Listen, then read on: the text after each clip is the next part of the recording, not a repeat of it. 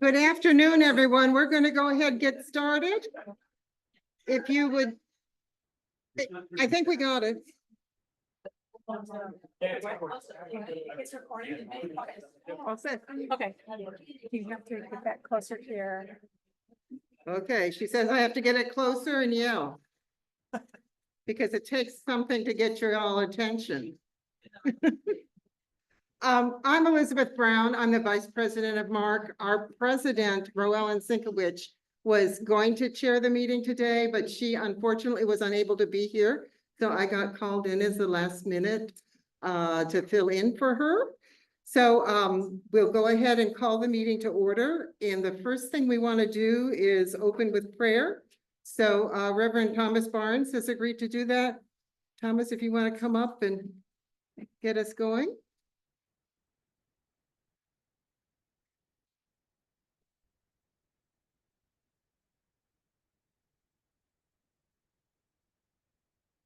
Good morning to everyone.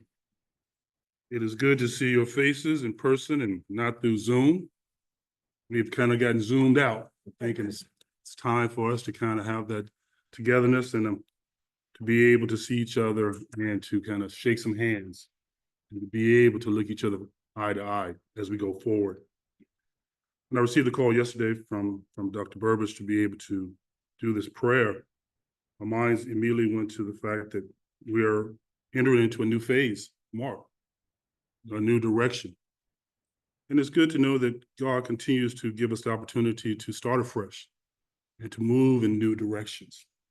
You know, sometimes we continue to do things over and over again and wondering why we're not getting the results that we expect. Someone says that's Einstein's definition of insanity. But sometimes we ask the question, why are we doing things? And we often say, because it's always been done that way. Heard a story this past Sunday, a lady who would go into the butcher store and she would order her pot roast and she would say, well, cut an inch around the side. And the butcher would do it. And finally asked the question, why do you ask me to do that every time you come in and order? She said, because my mom did it. And then finally they asked the mom, said, Mom, why do we do this? And they finally said, well, my mom did it. They kept asking, and all of a sudden, they finally went to the grandmother and said, why do we do that? She said, well, the pot roast was this big, and my pot was this big. See, the original reason why you do something does not always translate into why you're doing it now. Change is necessary, but we have to understand why we're doing what we're doing. Let us pray. Lord, you make all things new. You are the creator who continually nurtures, renews, and develops every aspect of our remarkable universe. As we rest in your creative arms, we dwell in the hope of the new direction of MARC. We hope for the future, as it is in the strength of your mighty hands. Please take all that we are and all that we will become in your care, as you continue to lead us in love in your gentle arms. We pray for your continued presence, the mission of MARC to forgo the luxuries of separate ways when a common path can be found. We pray for Dr. Burridge as he leads us in a new vision, new relationships, and we pray for renewed connections. We thank you for making all things new. We thank you that there's always a new start in you. Amen.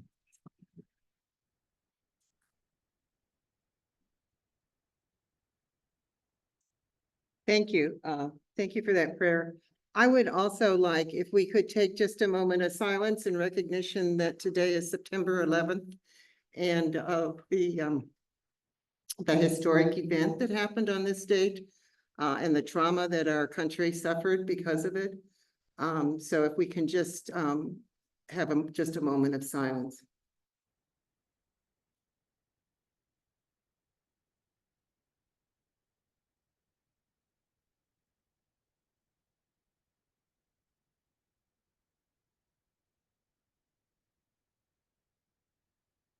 All right, thank you. And the next thing we're going to do, the next order of business is just the roll call. So I'm going to call the judicatories, and hopefully you all had a chance to sign in when you came in. If you did not sign the sheet when you came in, please do it on the way out so that Holly has a listing of attendees. But here, I'm just going to call the judicatory names, and if you would just raise your hands or give me a here when it's called. So let's start with the American Baptist Church USA, Miami Association. Thank you. The Archdiocese of Cincinnati. In the house, thank you. The Cincinnati Islamic Center. Thank you. The Diocese of Southern Ohio, that would be me and Ariel, thank you.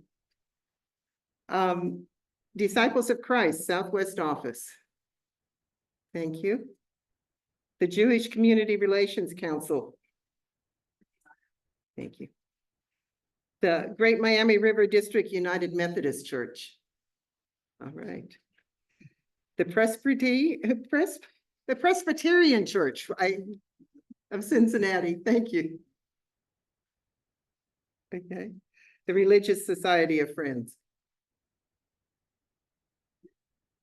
The Unitarian Universalist Council of Greater Cincinnati. Thank you. United Church of Christ, Southwest Ohio and Northern Kentucky. Thank you. Volunteers of America of Ohio and Indiana. That would have been Roellen, who was not able to make it today. And if there are any guests, you are quite welcome. Anyone else that hasn't raised their hand? All right, excellent. Thank you. Thank you all. And do remember to sign in as you sign out as you leave if you did not sign the list earlier.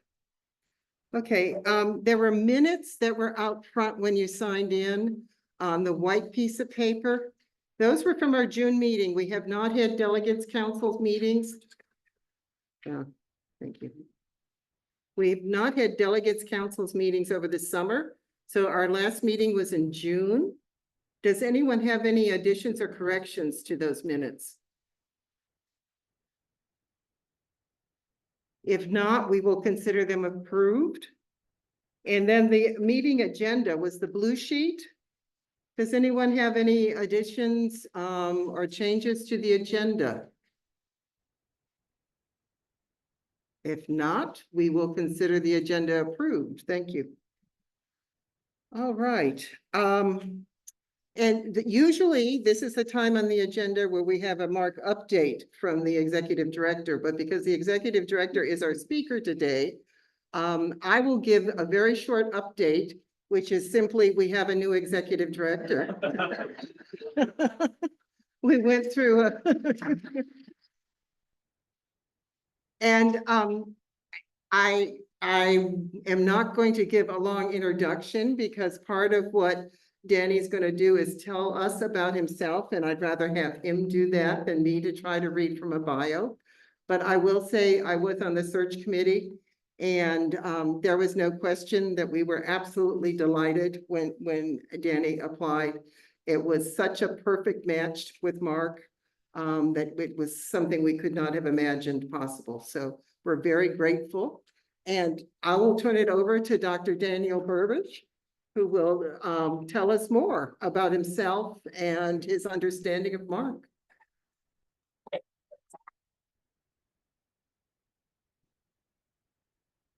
All right. Thank you so much, Elizabeth and Reverend Thomas Barnes. I really appreciate this opportunity. In the same way that Elizabeth was saying, that it, I'm really just so happy to hear that, I seemed to be a good match for Mark. I also, had heard about Mark in the past when I lived and worked in Cincinnati and in other capacities in the past. Can everybody hear me okay if I'm just kind of like this? Or should I be more into the microphone? More microphone? Okay. I feel like I'm talking the wrong direction over here. There we go. He's a smart. That's right. That's right. Sometimes things have wheels. Anyways, so yeah, this is just a great pleasure for me, a huge honor. And I'll get into some of the more details as Elizabeth was mentioning, as the invitation outlines. I want to talk a little bit about some of these transformative moments and experiences in my life that have led me to where I am right now, right here with you all, and to who I am. And with that said, I also am equally interested in hearing from you all in the weeks and months and years to come. I know that, despite, I might have a good resume and, all the things that I've been able to do in my life, but I know that in any space, I have just as much to learn from other people as I do to teach. And in any moment, we all have so much to offer. We have so much to learn and so much to teach in any space. So any of you all could be up here right now, and I would be thrilled also to listen. And so I do look forward to those moments in the future. So just wanted to say that first and foremost. And again, thank you to you all. And let's see here. I will try my best to keep this at about, 25 minutes so that we still have plenty of time for questions and answers and feedback and ideas and all that wonderful stuff. So let's see here.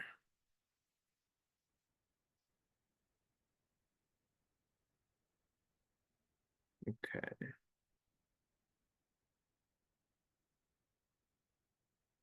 Now, the question will be if I can actually get this to share properly. There we go. Okay, so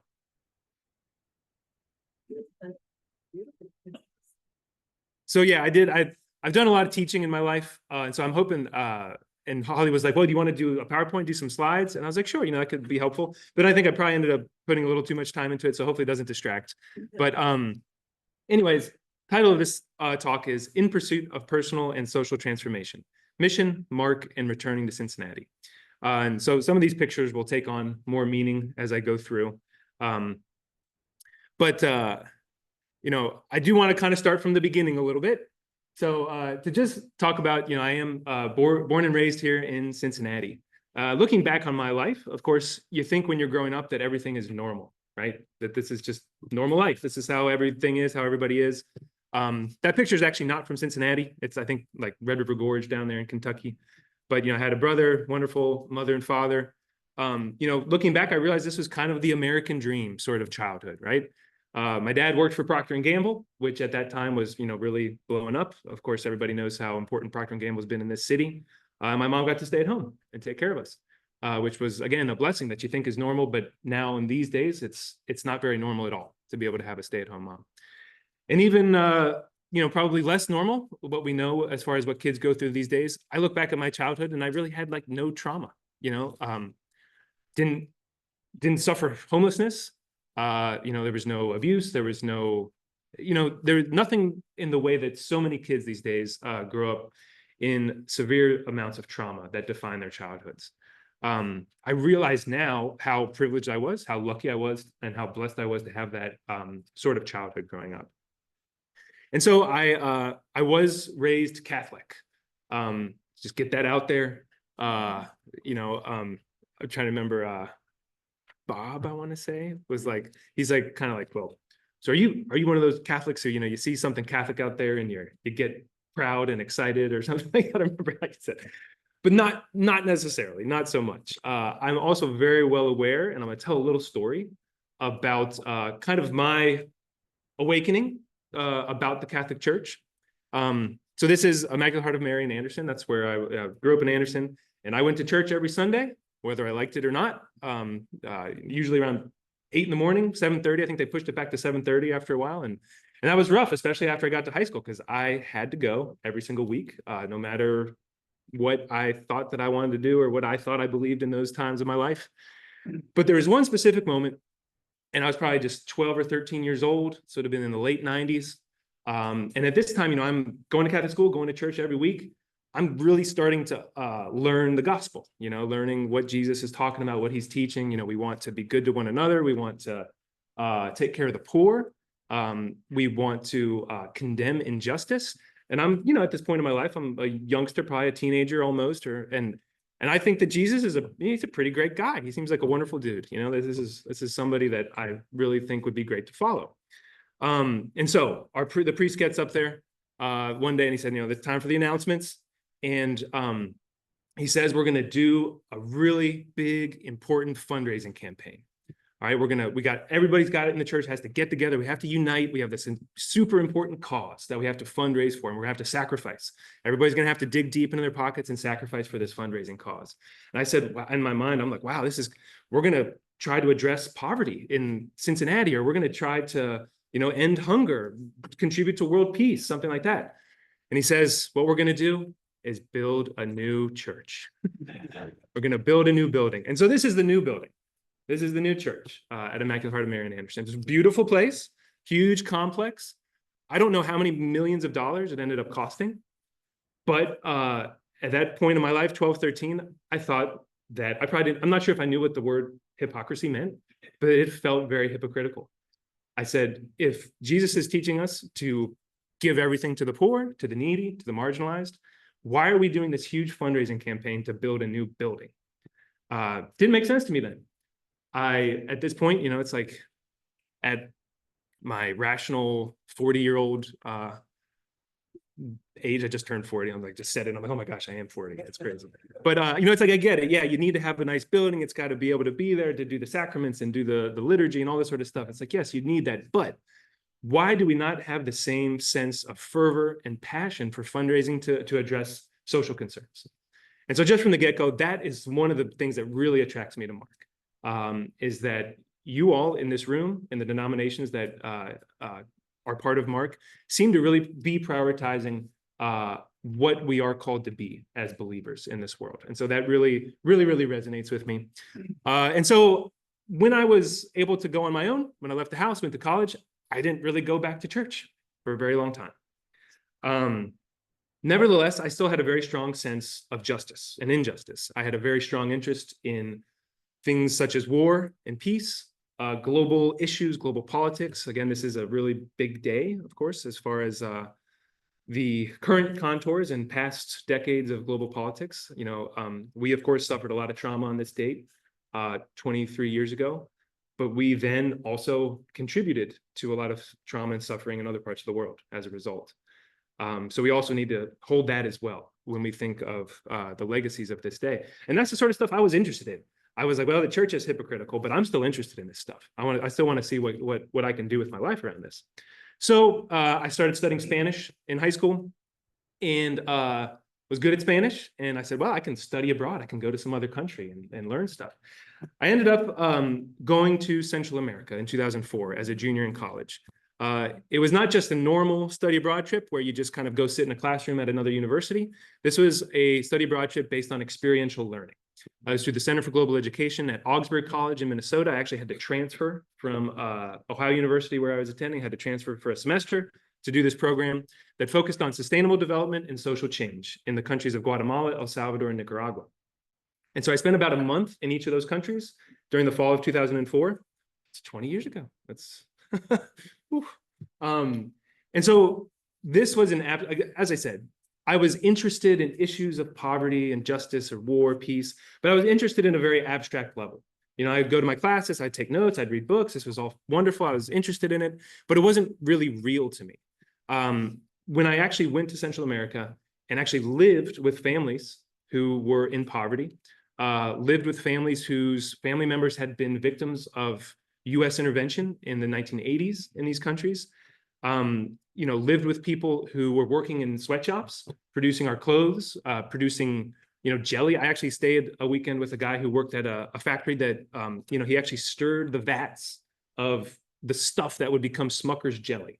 Down in El Salvador, it wasn't called Smucker's jelly at that point. It was, you know, the subsidiary of a subsidiary. And then eventually it went to Smucker's. But, you know, and he had burns all over his body, you know, from stirring these huge vats of what would become jelly down the road. And so this, again, was something that was so transformative for me. It was something where, you know, there was a Jesuit down there, Dean Brackley. I don't know if anybody's ever heard of him, but he went to El Salvador in the early 90s, ostensibly to help replace some of the Jesuits who were killed in 1989 as a result of, in the context of the Civil War down there. And he always talked about El Salvador having that ability to help US citizens have their hearts broken, to really be changed in terms of how they understood the world, how they felt about the world, how they acted in the world. And so that was me. My life was definitely never the same. It's very much kind of a before and after for me. And so the biggest thing was that I felt like I learned to see the world from the perspective of the poor and the marginalized, which is something that, again, I was interested in from the time that I was, a young Catholic coming up in the world. But that, again, was something that made it real for me. I also learned about liberation theology, which was another way of kind of being Catholic or of doing church or doing spirituality, which was intricately linked with struggles for social change. This picture is, I took this picture later in El Salvador when I went back and was living and working there. But this is a picture of just some kids who live on these train tracks, abandoned train tracks in San Salvador. And along these train tracks, they would hold Christian-based community meetings once a week where folks would get together, they'd read the gospel, and they say, how does this apply to our lives? There's no priest there. There's nothing, no tabernacle, nothing that you would expect to see at a normal kind of Catholic mass. But it was people coming together to share what they had, to share their knowledge and their insights about what they thought Jesus was asking them to do, and deciding what they were going to do in their communities as a result of that. And that was the sort of thing that really resonated with me. I was like, well, this is inspiring. This is something that I would love to be a part of. And then the other thing that I mentioned here too is that on this trip to Central America in 2004, I not only discovered kind of this other way to understand Christianity, or a way to express our faith through liberation theology, but also was exposed to Mayan spirituality in Guatemala. And there in Guatemala, it's also very interesting. There would be Catholic churches where there'd perhaps be a service going on at the front of the church. At the back of the church, there would be Mayan priests and priestesses, like practicing their traditional rituals, with the candles and different substances, and there's the 4 directions, all these colors, colorful things. And I was so intrigued by that. I was, well, how is this, how does this work? It's like these supposedly diametrically opposed spiritualities kind of being together in the same place. And so I asked a Mayan priest when we had a chance to meet with him in the context of this study abroad trip. And I said, how is this possible? Like, how do you all do this? Is this a contradiction? Is this a combination?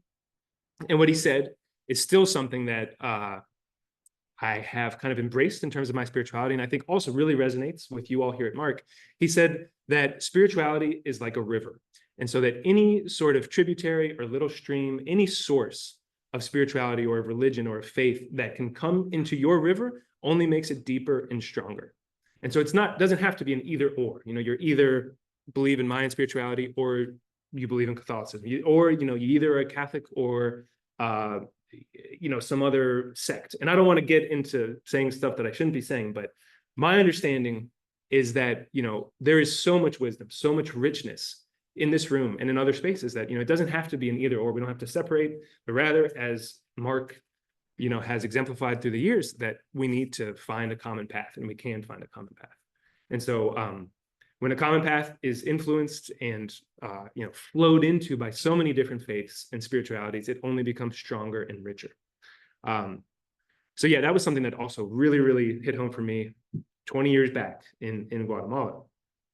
The other big thing from that trip, I suddenly had this sense of mission, let's say. This question of how can I best put my skills and passions at the service of others? How can I put my skills and passions at the service of building the reign of God on earth, at the service of positive social change?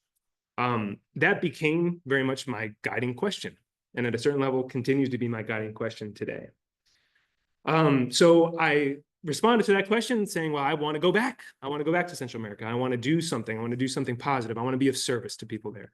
I realized that at that point, it was probably very much kind of like this, the white savior sort of complex. I thought I was going to be able to go down and just help people. And, they weren't going to be hungry anymore. They weren't going to have bad schools anymore. And initially, I thought I only wanted to go for a year. That was my whole plan. I was going to go for a year, and I was going to come back and go to graduate school. I ended up going for 6 years. I initially got a job with the the Sheriff Foundation, which was an organization that had connected U.S. citizens and Salvadorans in rural communities for many years, since the 80s. Initially worked for them for about 2 years.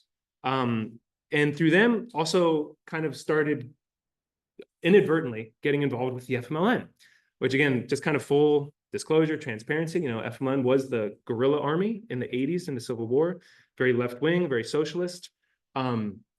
That was something that I kind of discovered there. That's something that I've subsequently also seen the hypocrisy of at a certain level. I'll get into that more in a little bit. But at that time, it seemed that the way to make change in El Salvador was very much through politics, through political change that could potentially happen through this party, the FMLN, who had a chance of winning elections. And so, as I said, I got very interested in politics down there. I had already studied political science as an undergrad, again, was working kind of in rural development. But then in 2009, I got very involved in the Salvadoran elections. I was an election observer. And it's, I don't know if, I'm not sure if I'm trying to be cool there or if I really am confused or what's going on with my little look there.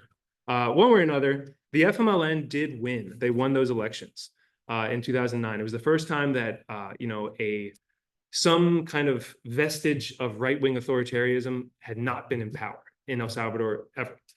Even once democracy came about in the early 90s, it was still kind of the same folks who had always ruled in El Salvador, but under the guise of a new democratic political party.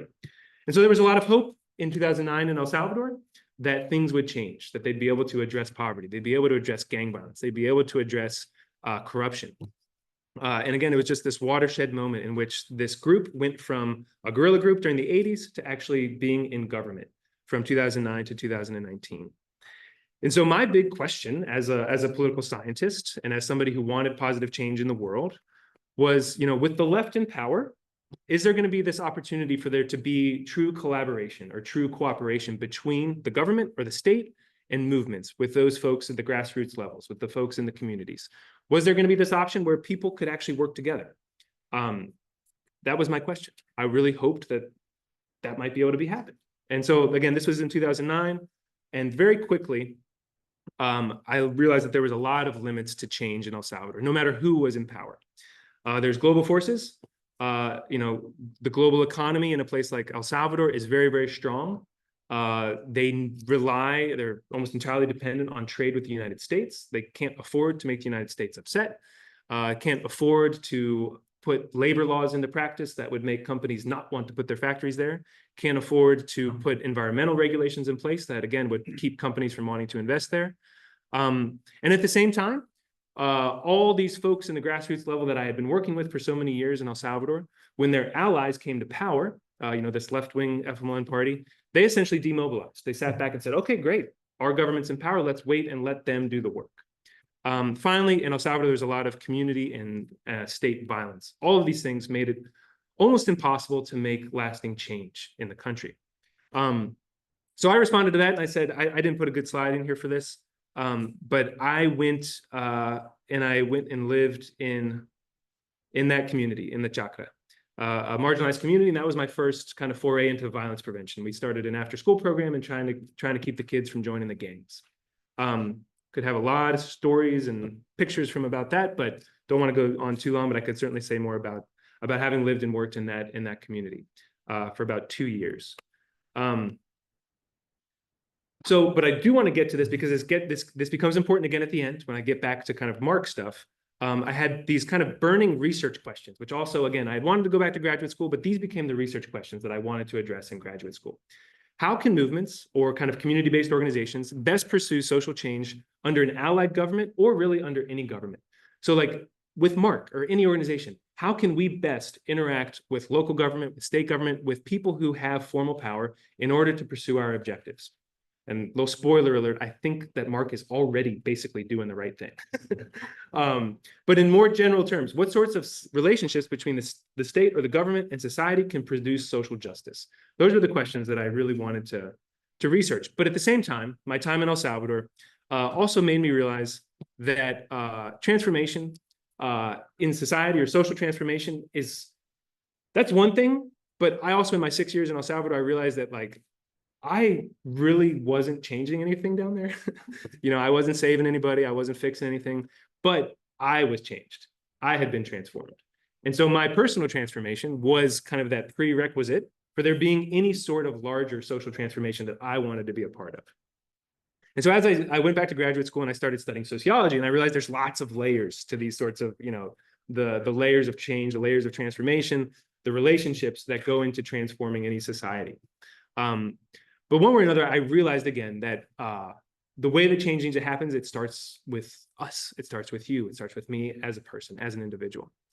Anyways, I was very excited to go to graduate school and explore these options and, do this work, do this research. I was actually, in this marginal community in El Salvador. I was in, just a tin roof shack, writing up my application letters, and I was going to go to the best graduate school and it was going to be amazing, all this sort of stuff. I got rejected from everywhere. And so it was in the middle of winter, went back to my parents' house in Anderson Township. I'd had this amazing life in El Salvador, and I was back to felt like I had nothing, no graduate school, no nothing. And so I ended up being pretty depressed for a little while, but I ended up getting a job in Newport, Kentucky, right across the river. And again, this theme of back to Cincy, you'll see that this is just the first time that this appears. But got rejected from all these grad schools, but then ended up having a wonderful job as a homeless education coordinator in Newport, Kentucky, helping homeless students get into school and their families get access to necessary services to keep their families hopefully out of homelessness and on a path towards more stability as a family. Also in Newport, I met who would become my wife, Sarah. She was doing an after-school program there, and lots of the kids that I was working with in the homeless program also went to her after-school program. So I just, happened to go to her after-school program all the time, help her out and, all that sort of stuff. Anyways, in that meantime, I was reapplying to graduate school, and I eventually got into a number of schools. I figured out there's all sorts of really specific things you have to do to get into graduate school. I did those things. And I ended up going to University of Pittsburgh for my graduate studies. And Sarah came with me, which was wonderful. Pittsburgh was a great place. You see this here, the Cathedral of Learning in the middle. I don't know if anybody's ever been there. Looks like, one of the two towers in Lord of the Rings. But and the main thing that I studied there was social movements. This is the book cover from one of my professors there. And again, really interested in how social change can happen in the world. Really also just, I consider these kind of provocations that I got from Pitt. How can knowledge best be used to build power from below, to make positive social change in Latin America, the US, or globally? And there, again, I was able to, and just, full disclosure, there's crazy things happening in academia, learning about feminist theory, critical race theory, back before it was cool or controversial, however you would understand it. It's theories of social change and also theories of global epistemology. So how is what we do and how we understand the world here, how does that relate to what's going on in the rest of the world? How would other people in far-flung corners of the world understand their options or their objectives or their strategies to make social change? How do we have dialogue, not just across faiths or across spiritualities, but across cultures, across the world? All the sorts of kind of things that I continue thinking about and got to think a lot about and work a lot about at Pittsburgh. Also, these ideas about what is social change and how we make social change, and is social change good or bad? Finally, 3 strategies for social change that I think, again, are really important. Comes from a scholar of social change, but will come back into play towards the end here when we get back to Mark. One of these is, of course, largely off the table in this day and age, the ruptural strategy of violent revolution to take over state power by force. It's not really quite as in vogue anymore, at least in Western societies. But these other 2 are still very, very important to think about. A symbiotic strategy for social change in which things like peaceful protest, advocacy work, working for social change within formal political structures can be both beneficial to organizations such as Mark or other grassroots organizations, and it's also beneficial to government. When government can say, we have done this thing for the citizens or the groups in our society, that gives them legitimacy. And so that's why there's oftentimes a symbiotic sort of relationship when change happens through the system. But then there's another way of making change, what we would call interstitial. And that's kind of transforming culture and social relations without engaging government. And so I think that Mark is set up in a really, really interesting and powerful way to do both of those types of change, to do advocacy work and work around changing policies, interacting with government in a productive and a constructive way, but also doing this kind of grassroots change in social relationships. How are we changing the culture of our society, of our communities, through our interactions and through our relationships with one another? We oftentimes might not think about that being a source of change. We'd say, well, we have to change policies or we have to elect certain people. But the way we interact is also a source of change. And I think that spiritual and religious people are, I think, even more aware of that. But I think we can also very much lean into that and recognize that and lift that up as a really strong strategy for social change. So moving on, when it came to my doing my dissertation, I did it in El Salvador and Nicaragua. I did it from 2014 to 2019. I used ethnographic methods. I mainly did a bunch of interviews and a bunch of observations out there with people in different parts of El Salvador and Nicaragua. I did what's called participatory action research, in which my questions about how social movements can be most effective, those really came from people that I knew. It came from participants. I came from normal people in these places. And I also wanted to make sure that the conclusions that I drew as a researcher actually would help these folks do the sorts of social change that they wanted to do. And I'm still doing that. I'm still in the process of translating stuff into Spanish. You know, I have meetings with different groups down there. I unfortunately have not been back since 2019 due to the pandemic. And, you know, you'll see on the next slide, there's all sorts of things that happen in life, such as kids. So my wife, Sarah, and I did get married and promptly had 2 children. This is Naomi and Eli. And so again, we were back to Cincy. Once Eli came along in 2017, 2018, we moved back to Cincy to be close to family, get the support that only family can provide. And again, soon after that, the pandemic hit in 2020. And at that point too, I'll save you the details, but again, got rejected from a professor position that I thought I was going to get. It was going to be in upstate New York, so it's probably better that I didn't get it. My mom ended up passing. She passed in 2019. And again, me coming back to Cincinnati again this time is in large part a function of the fact that, you know, my dad is here, my extended family is here, and as is my wife's. I'll get this to a little bit, but, you know, we were on the cusp of, you know, in Greensboro, North Carolina, we realized that if we were going to stay there, we were probably going to stay forever, you know, stay for raising our kids down there. And we ended up deciding that we didn't want to do that. We wanted to come back here to do that. Anyways, the other big thing around the pandemic was that I got the chance to go work for Santa Maria Community Services. I didn't get a chance to go be a professor in upstate New York, which I was very disappointed about initially. But then I did get this job at Santa Maria right here in Cincinnati. And again, it felt far away because I had only grown up on the east side and hardly knew that the west side existed, right? It's like you don't go over there, you don't, you know, it's really a shame. You know, once I started, and we even got a house over there. We lived in Price Hill and worked there. And, you know, I was just 10 minutes away from Lower Price Hill. This is actually a picture from just last year. I came back and visited. And just an amazing, amazing time. It was hard work. Lower Price Hill especially is one of the poorest and kind of most marginalized neighborhoods in Cincinnati. A lot of unemployment, a lot of addiction, violence. And so I got to be there and lead Santa Maria's youth program, and we tried to prevent violence through youth empowerment, social emotional skills, and academic support for these kids. So I worked with these kids starting in 6th grade and then 7th grade, and now, 7th and 8th grade. Now they're freshmen in high school. Looking forward to going and visiting them here soon. Haven't got a chance to see them yet since I've been back. But in the course of my time at Santa Maria at night, I finally actually finished writing my dissertation. So again, to kind of going back and forth with all this, I finally became Dr. Danny in 2023. And it's all about this idea of how efforts for social change are being reinvented. And there is a lot there, but I'll save that just for the end here. Because one of the biggest insights that I have from my dissertation, and that I also think Mark really kind of is embodying, is this idea of critical collaboration. I also wrote an article about it in the context of El Salvador and feminist movements there who actually have gotten to the point where they actually co-govern certain aspects of local government in these towns in El Salvador. Especially around what they consider to be gender politics. So when there's violence against women or when there's community development, the feminist organizations in this town are so powerful that they are equals with local government when it comes to creating policies and governance structures for issues such as community development projects and issues around violence against women. And the way that these feminist groups have always kind of understood their work is that what they need to do is support what is good that the government is doing and critique what is bad. You know, it's not about what party they're in. It's not about, well, if you voted for this person, you just have to support everything that they ever do. No, if it's not in line with what we want as a group, then we critique it. But if it is what we want as a group, we support it.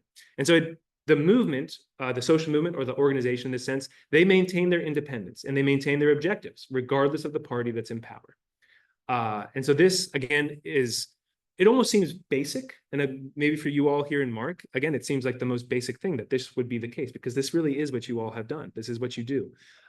Peg was so emphatic, so adamant about the fact that Mark is independent.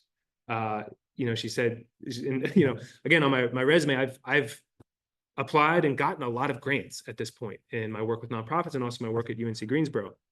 She said, Danny, don't go out there and think you're going to get a government grant. You know, like, don't go and get a bunch of money from corporations or something like that. You know, Mark needs to be independent.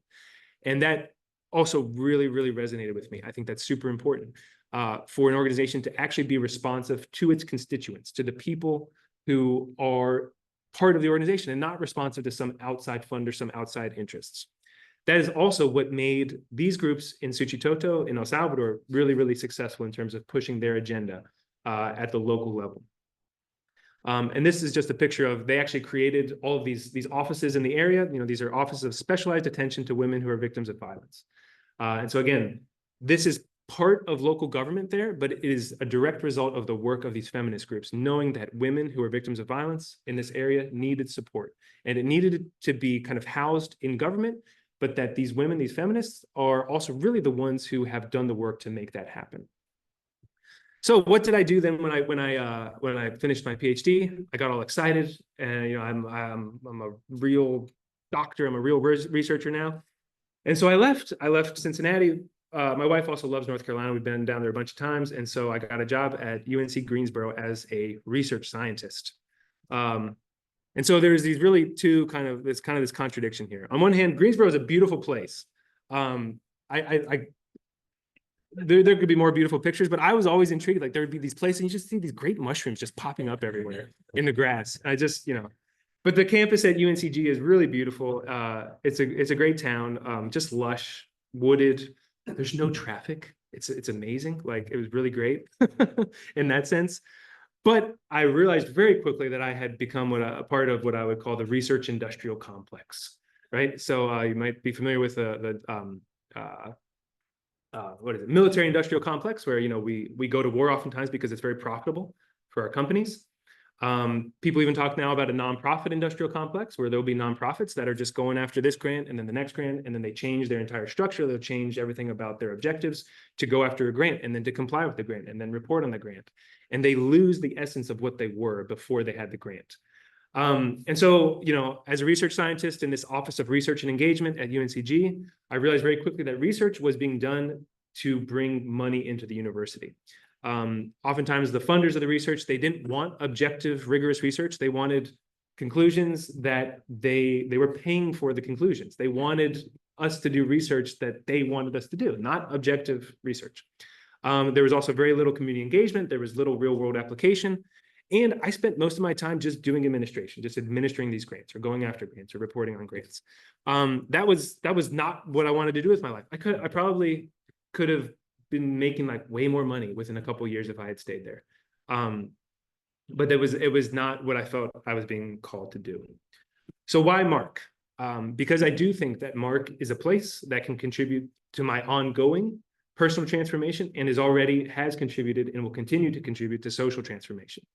I think it's an opportunity for me to be the person I was kind of truly meant to be, you know, not just a cog in the wheel of the research industrial complex, but still be able to be a researcher.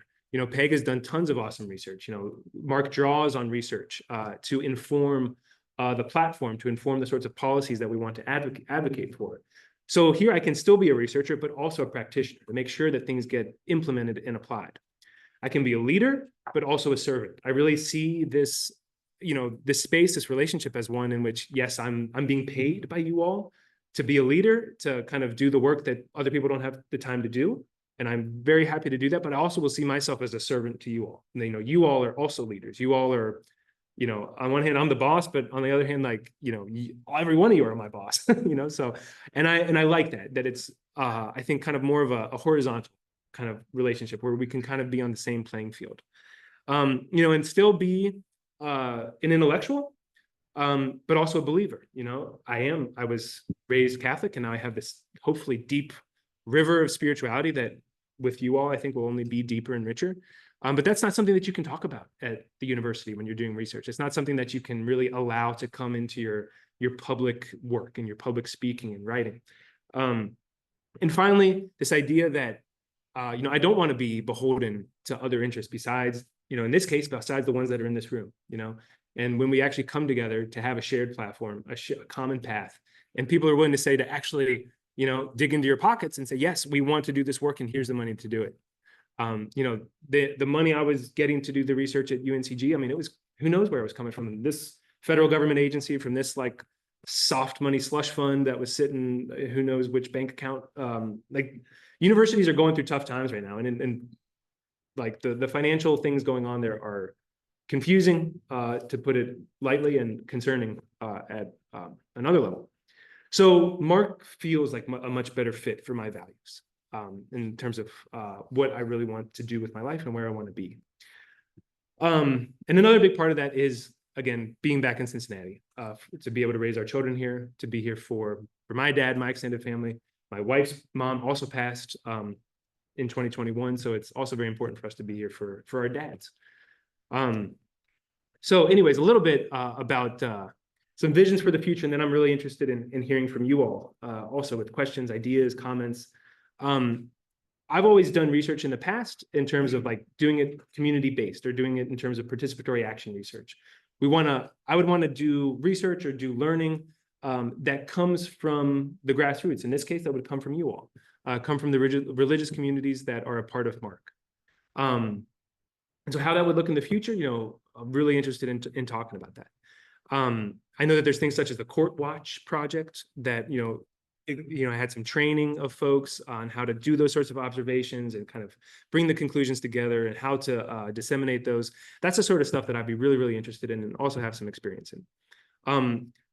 Also really important, the collaborative agreement in Cincinnati. I'm curious what sorts of opportunities there might be to kind of renew some action there. I've heard that there are some obstacles, some challenges, but at a national level, the collaborative agreement is a huge, it's a best practice. It's a model. It's a wonderful example of how community, police, and especially Black organizations can work together. Unfortunately, it seems like it's been put kind of on the back burner right now in Cincinnati, but I would hope that we could renew some sort of action on that. Also, to just continue strengthening partnerships across all the judicatories and also with all of the outside partners and government entities that Mark works with. I know some folks on the executive board have talked about wanting to do a strategic plan. I think that could be a great idea. I'd be interested in hearing more thoughts about that. There is also lots of folks out there who have realized that, you know, kind of the past 20, 30, 40 years, like, you know, these kind of like grant-based fundraising models have their problems. And so there's all sorts of new ideas about how to do fundraising differently. And one is this community-centric fundraising, where Mark almost already embodies that in terms of, you know, figuring out who are the stakeholders in communities and actually going to them to say, if we want to see this sort of thing in our communities, how can we actually put the money together to make it happen? And so again, I would never propose to make Mark beholden to any other kind of, you know, outside sorts of interests, but I think there could still be more creative ways that we could think about for fundraising if we wanted to go that route. And again, these are just literally brainstorming ideas. You all could say, Danny, stop thinking about that, you know, or whatever. But anyways, and then finally, this idea of critical collaboration. You know, I went through a bunch of this, probably was boring, you know, research stuff from the past, from El Salvador. But again, I think it is so important, this idea of critical collaboration, that folks in society, folks in communities can collaborate with local government in ways that is both collaborative and critical.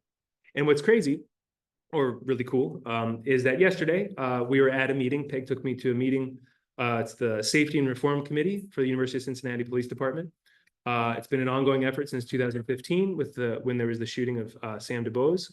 And initially they thought that space, to kind of ensure transparency and accountability of UC Police Department, they thought that it would last about 2 years. Now 9 years, and the space is still going. It's still thriving. A lot of really important information is being shared there. And it was just really, so yeah, I just said everything that I put on that slide. But what was fascinating to me was that, and I'm not sure if I have his name right. Is it Isaac Elliott or Elliott Isaac? That's Isaac. Okay, I got it. But what was so, again, I had to put this in the presentation because, at the end of the meeting, he said to everybody in the room, but then he came back to Peg, because again, it was Peg's last meeting. And he said, we really appreciate your support and your critique. And like that is this embodiment of, critical collaboration, this thing that feminist movements in El Salvador were doing. And then I feel like of all my studies, like this is the most effective way for people to make change in a society, is to come up with a really strong agenda of the change that you want to see and be willing to work with local government to make it happen, but on your own terms. To, basically don't sell out, don't be co-opted. Don't let your values disappear just because maybe a party that you liked or a candidate that you liked is now in power. You don't silence yourself. You continue critiquing what is bad, but you support what is good. And it was really, really cool that that Elliott Isaac that he recognized that. And he recognized that Mark has been doing that. He recognized that Peg has been doing that. And so that was, again, just really very, very affirming for me that I was like, okay, this is the sort of effort that I would want to be a part of. Finally, and I, of course, went longer than I had planned. But, finally, just this going back to sociology, structure and agency, oftentimes we feel disempowered. We feel like what we do doesn't matter. But one of the most basic kind of social facts that we learn in sociology is that what ordinary people do on a daily basis does matter. We are the structures. We are the systems. You say, well, you can't change the system. It's too big. We are the system, every one of us. Yes, it's a big system. There's a lot of components to these systems, but what we do, what we buy, what we do, what we think, who we vote for is part of it. All these things make up the larger systems. And so when we change as people, and we do it in relationship with others, we set off a chain reaction and our change is multiplied. And especially when we do it in a way in which we organize collectively. So I really do think that there's power in numbers. And I think that Mark exemplifies that, not just with the folks in this room and the folks that all of you represent, but also in terms of all of the partnerships and the allies that you all have consolidated over the years. So, so that's it. Thank you.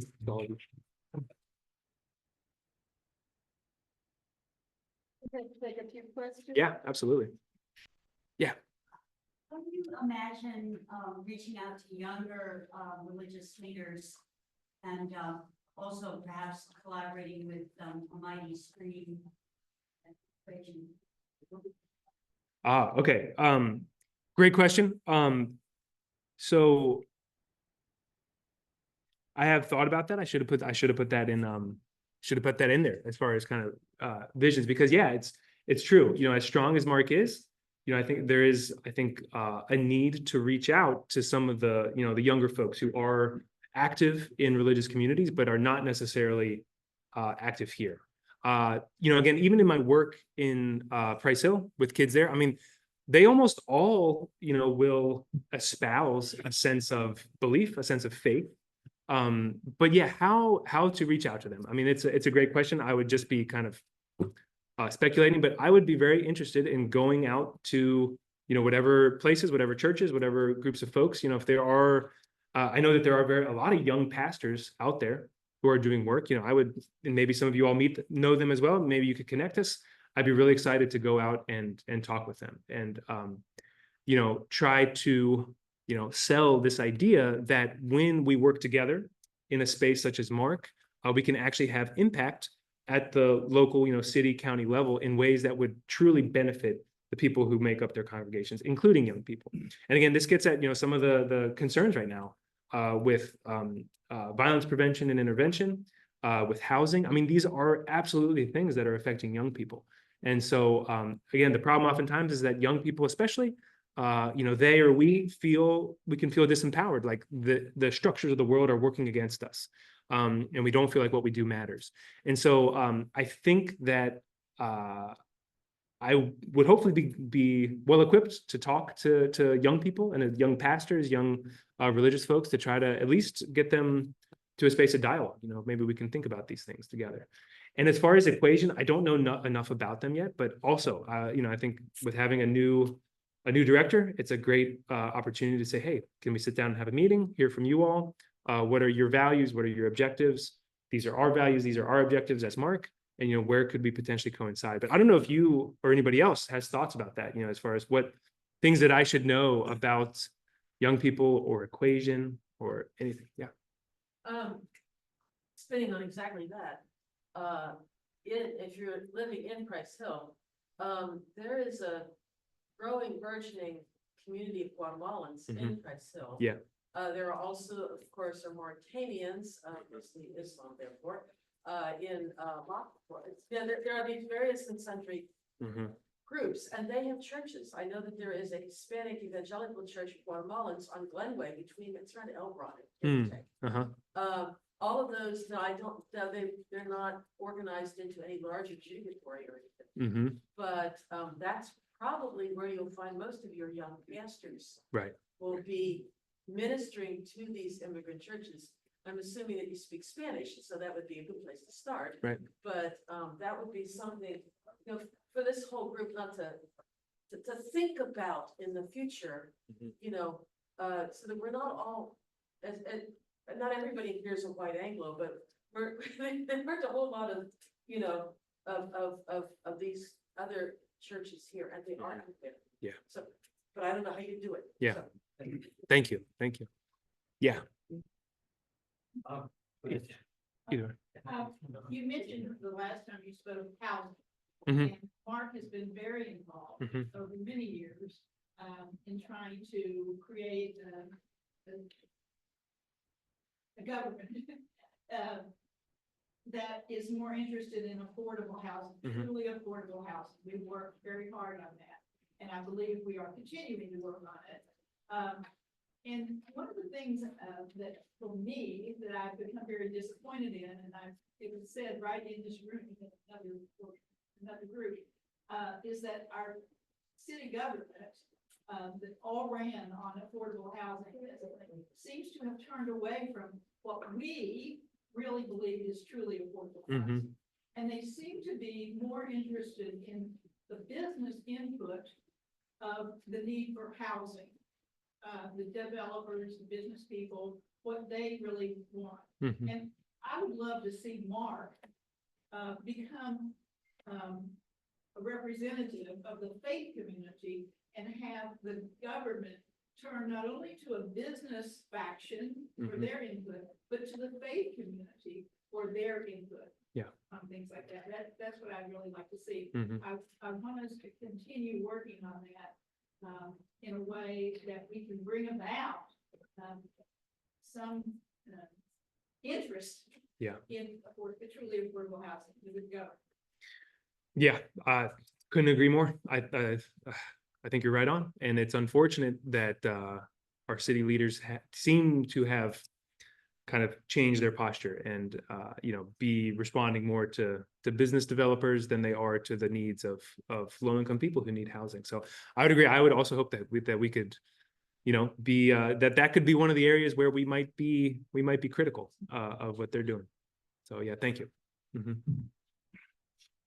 One of the challenges that I see ahead for Mark relates to our organization as a judicatory based membership. And when I listened to your presentation and started to think about what does interstitial mean for Mark, it leads me to just comment that somewhere in our collective organizing and work, I think it's important for us to reach through judicatories into congregations and faith communities.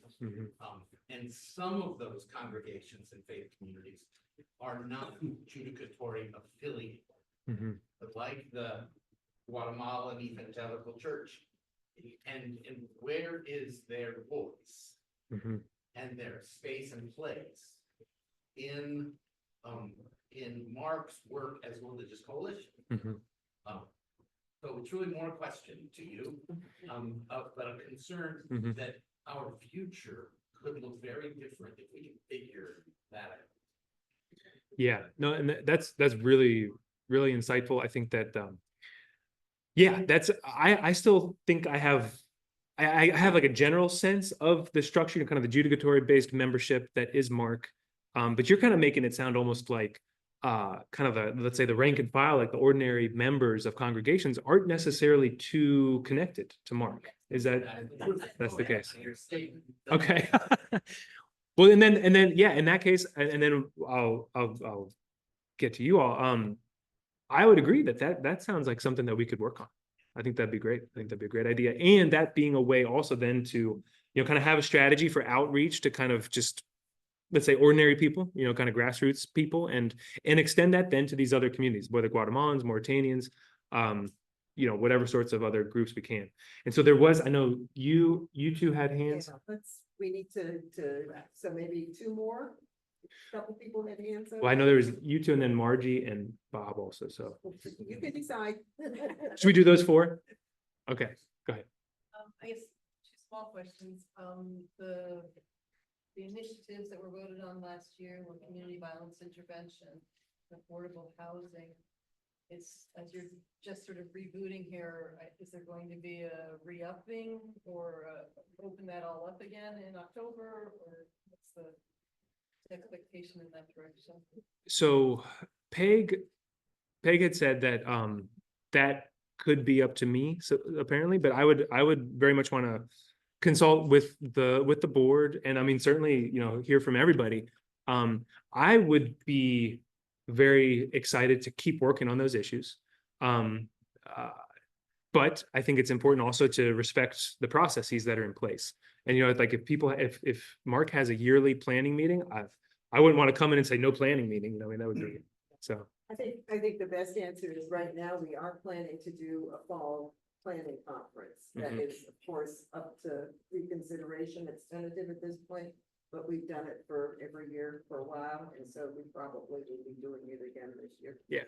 And then just along the lines of other congregations, Cincinnati has a really strong African-American religious communities that are really woefully underrepresented here. And I think there's some need for outreach and partnership, building partnerships and understanding. I know the Unitarians, became a council in order to become adjudicatory. And so sometimes there's maybe some educational pieces to what would that take.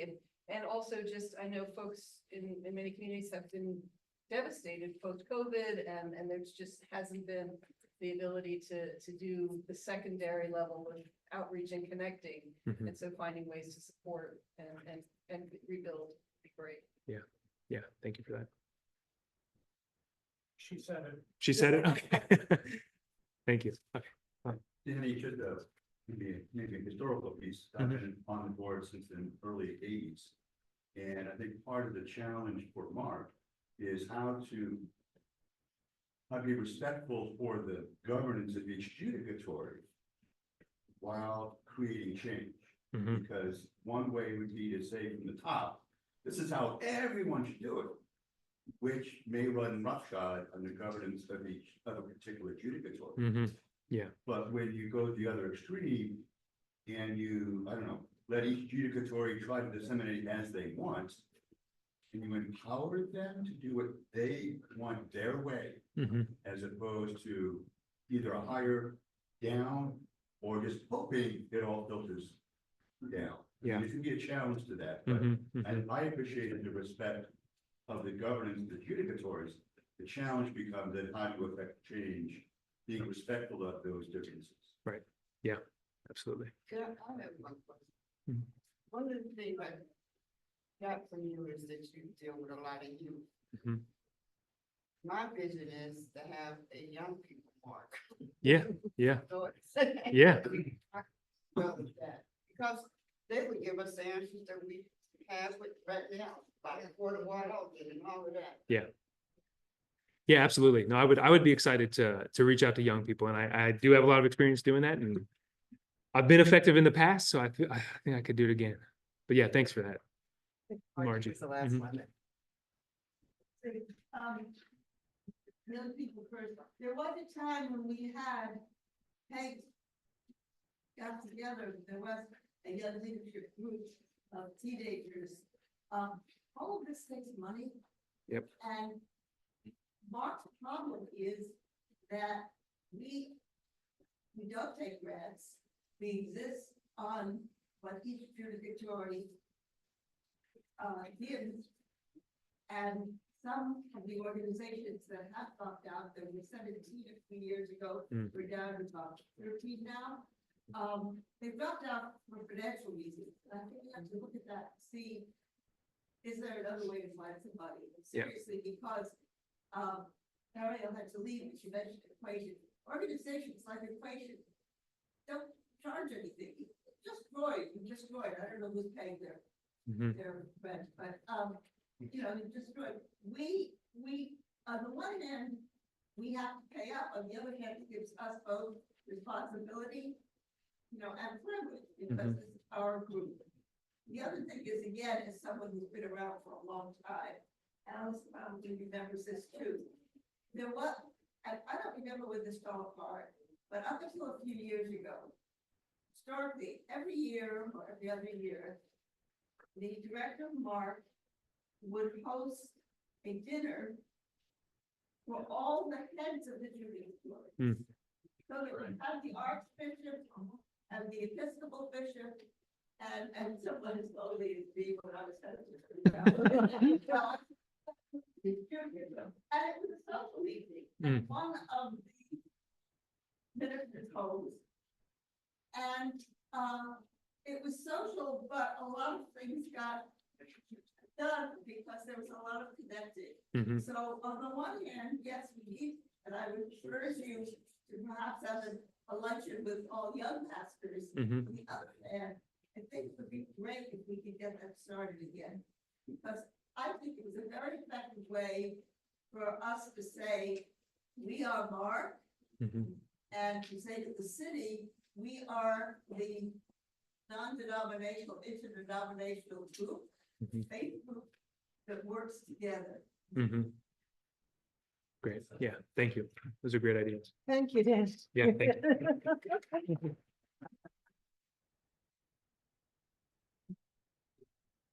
So stay tuned. And stay involved. Our next delegates meeting is going to be October 9th, staying with this second Wednesday of the month. And you're in for a treat. The speaker is going to be myself. I am with the League of Women Voters, and I do presentations throughout the city and the county on what's on the ballot.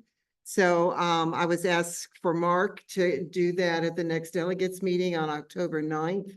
So we're not pushing any particular issue, but I will review what's on the ballot and give some explanation of the issues. And we will have the League of Women Voters voter guides by then. And I intend to bring bundles and bundles and bundles so that you guys can take them with you if you want to distribute further. And I have a question for you, though. The board is debating whether we should continue to do this in person at these monthly delegate meetings or whether we should return and do it to Zoom. We seem to be balancing people's desire to get together. And this is a nice group today, but we were getting a fair number of people on Zoom. And of course, the people who could not make it in person aren't here today. But if I could see a quick show of hands. There's also a possibility that we could do hybrid. Yeah, we may be able to. That would be our. Track at least here, and technologically, I think it's possible to do that. Okay, that would be our in-between, but I'd like to see a quick show of hands of your preference, not whether you would come necessarily, but your preference. All those that think we ought to do it in person now on a regular basis, raise your hands. Okay, I'm not gonna count. This is just sort of a poll type thing. Okay, you can put them down. All those that would think that we'd be better off continuing on Zoom. Is hybrid a vote or no? Now, the hybrid might end up being the decision if we can get it worked out technology. Okay, so there's a number interested in Zoom, but the most of the folks would prefer to do it in person. Okay, the board will be making the decision, but we'll see what we can do. Represent the other. Okay, very good. Yeah, Jan.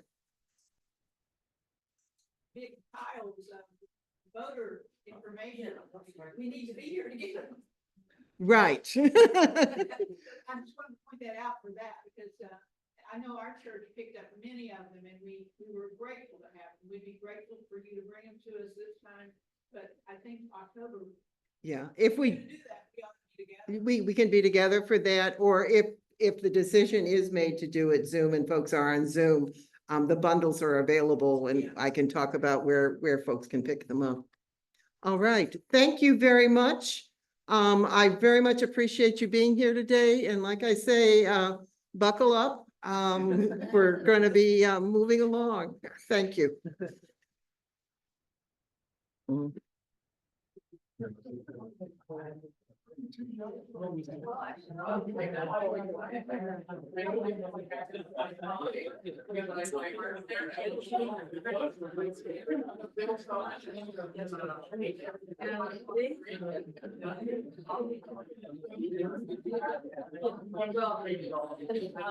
The person, there's the person.